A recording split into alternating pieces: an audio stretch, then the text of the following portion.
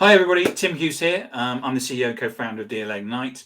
With me today, I've got Kevin, and we're going to be talking about the number one thing that's holding you back from your goals. That is, I want to know what this is. I want to know what this is, Kevin. So before we get into the detail, where can people find you? Sure. Well, first of all, Tim, thank you so much for having me. You're I'm welcome. excited. Yeah, I always just say search Next Level University. That's our podcast. That'll have all the information you need. You can listen to us and you'll figure out, A, these are my type of people. B, these are not my type of people. So that's always what I say. I think it's the easiest place.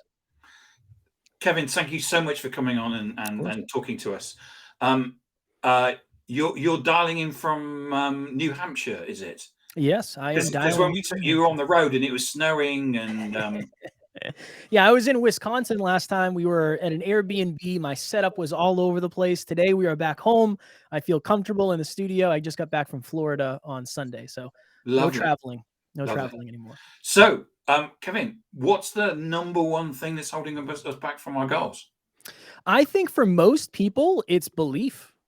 I think the lack of belief. And if you think about it from this standpoint, as a human being, you have to have 3 beliefs to take a new action. Number 1, my goal that I'm setting is humanly possible. It is humanly possible for me to accomplish X goal.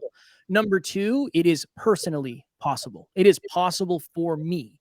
And the third one is it will ultimately be worth it. And I think a lot of people get stuck on that second one.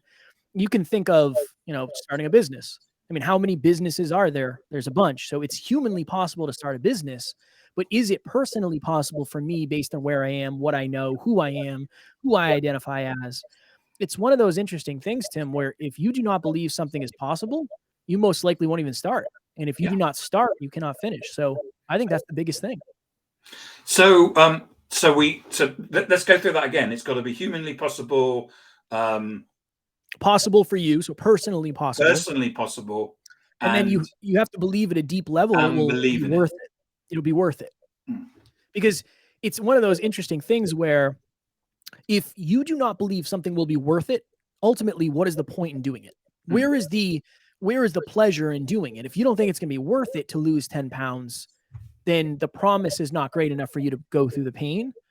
And I think that's another interesting thing. And you can think about it from this way too.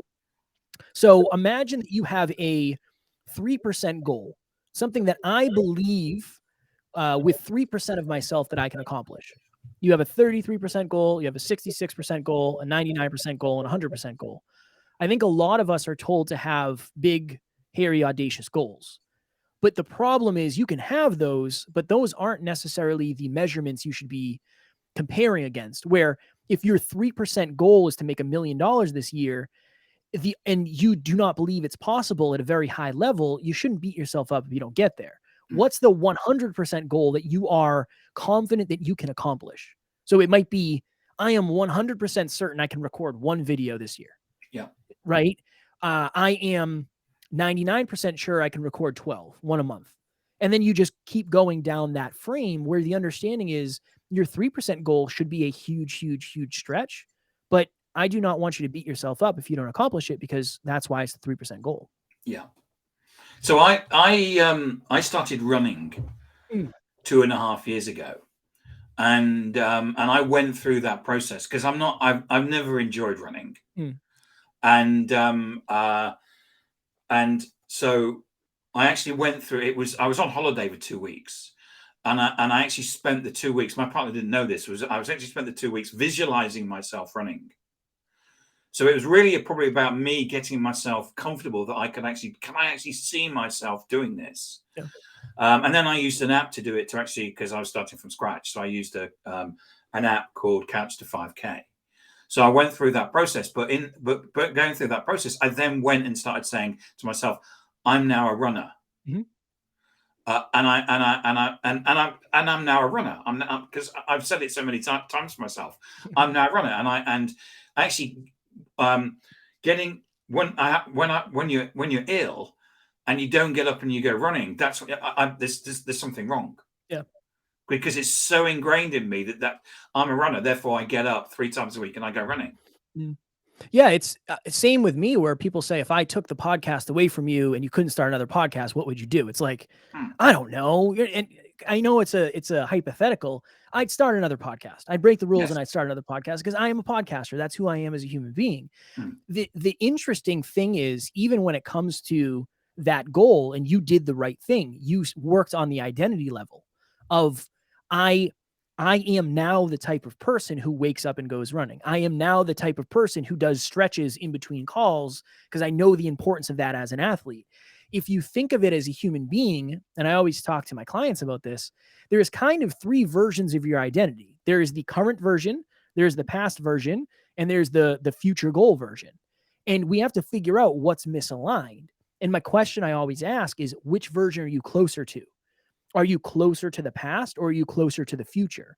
And that's a really good question to ask yourself, just in terms of understanding, in terms of progress, getting to the point where I am the type of person who feels comfortable speaking. Yes. That's a completely different life than I am the type of person who doesn't raise my hand in a group or an audience. Just 2 different lives based on one identity shift. It's definitely not simple. It takes time and it's challenging. Yeah, and I think that I've found visualizing as a really great way of can I actually do this? So the next thing that I've done is I wanted to stop drinking what you would call soda. Okay, and to drink, and so now what I'm doing is I wanted to drink water. So I actually took time to actually work out, and I'm now building it into what I do. It's got to become part of the habit. Yeah. And I'm just saying hello to Andrew because he always pops by. What's happening, Andrew? Was it when you were coming up with that goal, how did you know, or I guess, did you know, or how did you know it would ultimately be worth it? I just think it would be better for me. With the same with the running. The running was to at the time we were in lockdown because of COVID, and I kind of thought, well, if I get COVID, I want to be as fit as I can because it's because it affects you.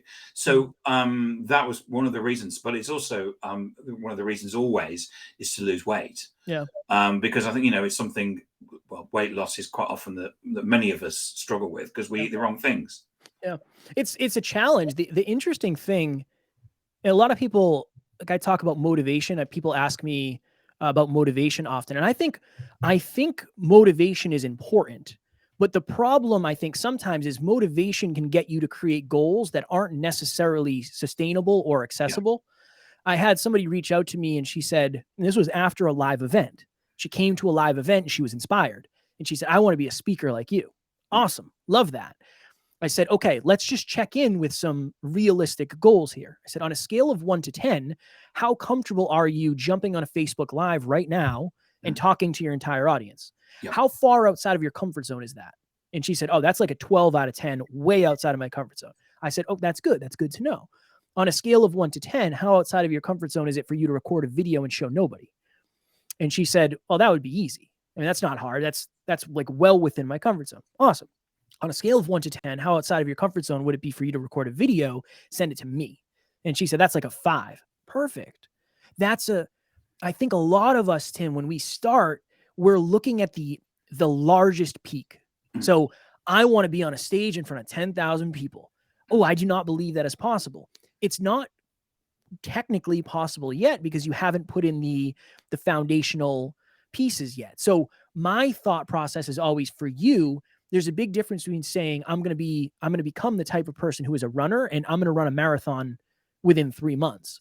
It's just not, it's a completely different life. And unless you believe it is humanly possible, or possible for you, I like to break it down into small things where your first speech should be to your phone, to yourself. And then maybe after that, you show a friend. And then maybe after that, whatever, you post it on social media. It's just the small steps allow us to see the next peak. But I think a lot of us are stuck looking at the top of the mountain from the bottom saying, there's no way I could ever get there. That's not the next goal anyway. The next goal is the next summit, then the next summit, the next summit. Because when I started running, I said to myself, it's going to be 5K. And I'm not going to try and do it. It's not going to be the fastest. Right. And I'm not going to try and do 6K or a marathon. I'm just going to do 5K. Yeah. And for 18 months, I did 5K. And I didn't change it at all. And I didn't look, even though I track it on Strava, I didn't check to see whether it was a fasted. It was just about churning that out as a goal. It was nothing, no stretching, no marathons or anything like that. Yeah. And I still haven't decided. I still don't want to do a marathon.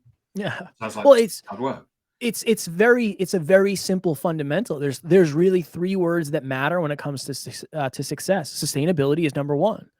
That's why a lot of our New Year's resolutions end up falling off, because they're not sustainably set. They're motivationally set, or they're circumstantially set, but it has to be sustainable. It's sustainability, then it's consistency. So it's sustainable to start.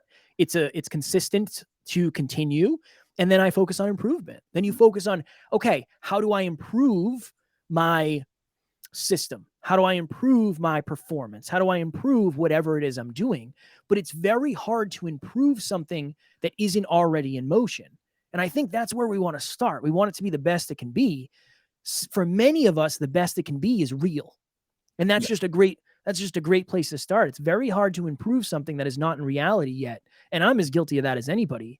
And I think messy action is the cure-all. You throw your shoes on, you tie them, and you say, I'm going to go for a run and see what happens. And 2 things will happen. 3 things, I guess. It'll either go better than you expected, it'll go worse than you expected, or it'll go as you expected. The only way you'll figure that out, though, is to try, and there's no replacement for that. What about accountability in setting goals? Yeah. So I watched a YouTube video recently, it really blew my mind.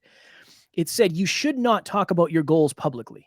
And I said, interesting. Mm-hmm. Now, there is research behind that, stating that if you talk about your goals publicly, it can give you a dopamine rush, and then it kind of represents you accomplishing the goal long before you do. But the purpose of this video was, don't talk about your goals publicly, because then people will pressure you to accomplish them. They will shame you when they don't. And maybe they'll shame you if you don't accomplish your goals. And maybe they'll take your ideas depending on what they are. I think that's more a representation of the audience and the community around you than anything else. You have to have some level of accountability, because if you don't have accountability, you don't have necessity. So just as a frame, I have where is it? Well, it's over here somewhere. I have $100 bill that I show when I say this. I talked to my wife and I said, hey, Taryn, I need a favor from you. She said, yeah, what do you need? And I gave her $100 bill. And I said, if I do not go to the gym 7 days in a row this week, I want you to rip this $100 bill up in front of me. And her initial reaction was, absolutely not. I'm not going to do that. That is terrible. And I said, babe, number 1, I'm not going to let you down. I promise. Right? Like, this is accountability in a nutshell. And I said, number 2, it's going to help me stay accountable. She initially said, no, I don't want to do it. And then she came back and said, okay, I'll do this for you. I went to the gym 7 days in a row, because the accountability and the necessity associated with, if I do not accomplish this, this is what's going to happen. So it's one of those interesting things where if it scares you, it usually makes you do the thing that you're supposed to do. Now, obviously, I don't want to scare you into an anxiety zone, but if there's not enough necessity, there's not enough accountability. So accountability is going to get you up to do things that you don't want to do, even though you know they're what's best for you. And it's just a simple analogy of, if Tim is waiting for me outside to go for a run, I'm more likely to actually get out and go meet Tim than I am do it myself, because there's the accountability of, I don't want to let you down. I don't want to let the community down. So I think you talking to other people about what you're trying to accomplish is huge, as long as they're character-driven people who can help you stay accountable through love and not fear or shame, I would say. Yes, and I think that the accountability of doing that money is a brilliant way. When I started the running, I talked to my partner about it, but there was no pressure. Right. But then she's been supportive about it as well. So so Andrew says, did you get the $100 back, or I did get it. It's somewhere in the office. I just don't know where it is. I'd love to show it to you, but here it is. It's right here. I got it back. There it is. So, and I keep it on my desk. There's a reason I keep it on my desk. Not because I want to show it off to the camera, because I want it to be what I call a $100 habit. What is the thing that you decided this week I'm going to do every single day? That's what you bet. You bet on yourself. You bet the $100 on yourself. And imagine if you did something different every week. Now, does it have to be $100? No, it can be a $1 bill. It can be a gift card. It can be whatever you want it to be. I am somebody who is very inspired and very moved by money. Now, there's an even deeper layer, though. Again, if it was a $1 bill, would it matter that much? No, it wouldn't be that big of a deal. But there's something about the action of my wife tearing something up in front of me that I can never take back. If that happens once, I can never take that back. I think as humans, we like to create streaks. We like to create. So for you, it's like, I haven't missed a day of running in 30 days. It's way harder to miss a day when you have a streak. Yeah. Because subconsciously you have something, you have momentum that you can see visually. I didn't want to create the opposite of that. I didn't want to create I tried something and I didn't accomplish it. And the other thing too, is I have a pretty high level of public accountability since I talk about it on podcasts all the time. So that makes it a little bit harder / easier. But yeah, no, I got the $100 back. And the fact is that you actually enjoy going to the gym. Yes. And so what you're doing is that you've got a habit that actually is satisfying for you. So it's kind of what you've done is you've created something that's easy for you. Yeah. Because it's satisfying. There's a level though too, and I think this is important, of I don't always want to go. I'm grateful that I did, and I'm fulfilled at the end of the day when I feel accomplished. I think that's an important thing is I enjoy the gym, but I have days I don't want to go. I enjoy podcasting, but there's days I don't want to do it. For sure. There's days I wake up and say, I don't want to do this today. Like I want to watch TV and be on the couch. But I have a business partner and a co-host. So having that level of accountability is great too. Humans are communal creatures. We do really well when we're in communities and other people are aiming for similar goals, because it helps us keep pace and it helps us just stay accountable. And again, it's one of those interesting things where if you're afraid to do it when it comes to public accountability, the reason you might be afraid to do it is because you know it'll actually work. And that's another interesting conversation. So to summarize, in terms of making or creating goals for yourself, you've got to make sure that they're not too hard or not too easy, and they've just got to and they've got to be just about right. One of the classic things, isn't it, which is that we see experts. So if we're going from 0 to 100, we expect to be 100. We're actually, all we need to do is go from 0 to 1. Yeah. That is a huge thing, is many of us think where we are today is where we are forever. And many of us think where somebody else is where they've been forever. When in the reality, they might've just started, or they most likely started the momentum a lot earlier than you did. And the interesting perspective, and this is why progress is very hard, from day to day, progress is invisible. You go for a run today, you go for a run tomorrow, not a lot changes. No. But over the course of a year or a decade, progress is impossible to miss, positive or negative. I'm now up to 7.5 kilometers. Let's go. I don't know how many is that in miles. I don't know. 3. No? It's 5 kilometers is 3 miles. Okay. Yeah. So you're doing more than I am. So I started off doing 5K, and I'm now doing 7.5. Yeah, and that's huge. That's huge. 2.5 years. That's progress. Massive progress. Yeah. And the other interesting thing is, even if you never ran more, it's still progress because you're doing something positive. So now you're doing something positive, even more positively. So that's another part of it. But yeah, I just think it's that understanding that not a lot is going to shift from day to day, either positive or negative, but that's how bad habits end up. You wake up one day and you're 15 pounds heavier. You didn't just wake up 15 pounds heavier. The awareness now of that has kind of taken place. It's the same on the opposite end of, you don't wake up 15 pounds lighter, right? You focus on it every single day. Yeah. And as Andrew says, like any successful person, we never see the journey it took them to get there. Yeah. Yeah. Because the journey is long. It's usually relatively unsexy. And some people don't talk about it after they accomplish the thing. I think, that's one of my focuses is I want to take people on the ride. I've always tried to do that. We at the weekend there was a one of the UK athletes won a gold medal or something, and what his job is to slide down a hill on basically on a tea tray. Interesting. And he goes up, it goes at 60, 70 miles an hour around this thing. And it always amazes me about how did he actually decide to start and say, I'm going to get on a tea tray and go around, because we look at it and it's perfect. He goes around all the corners and he wins a gold medal. But the journey to get there must have been pretty. Yeah. Well, that's where it all is. One of the things I've said, and I don't know if it actually lands, it resonates with me. The journey is 99.9% of it, because you never really actually get the result in a way. I mean, yeah, you can get the weight loss goal, but right when you get the weight loss goal, you got to create a new goal.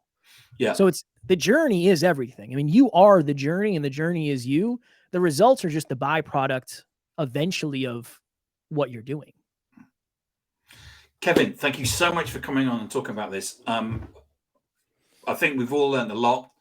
We can take that away and start creating some goals and changing ourselves. My pleasure. Better people. My pleasure, Tim. I appreciate you having me, and I'm excited to chat always. You're welcome. Kevin, where can people find you?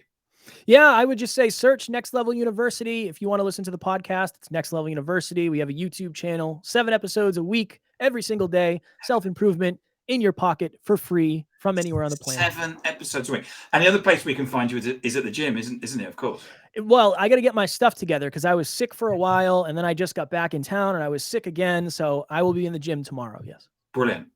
Kevin, thank you so much for coming on and talking to us today. Brilliant. My pleasure, Tim. Thank you so much.